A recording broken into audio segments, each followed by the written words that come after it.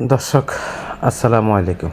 গ্রামের খবর আসলে আপনারা জানেন আমি সবসময় আপনাদেরকে গ্রামের খবরগুলো দিয়ে থাকি।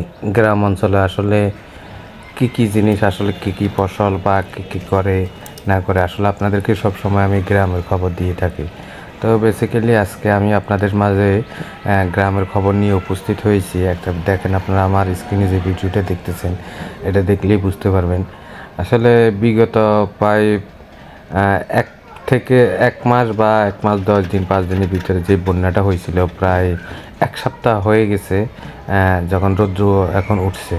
তো বেসিক্যালি এখন আমি আপনাদেরকে যে জিনিসটা দেখাচ্ছি আমার স্ক্রিনে দেখতে পাচ্ছেন, এটা হলো আসলে আমন ধানের জন্য যে জ্বালা বসানো হয়েছে, জ্বালাগুলা এগুলো সব নষ্ট হয়ে গেছে।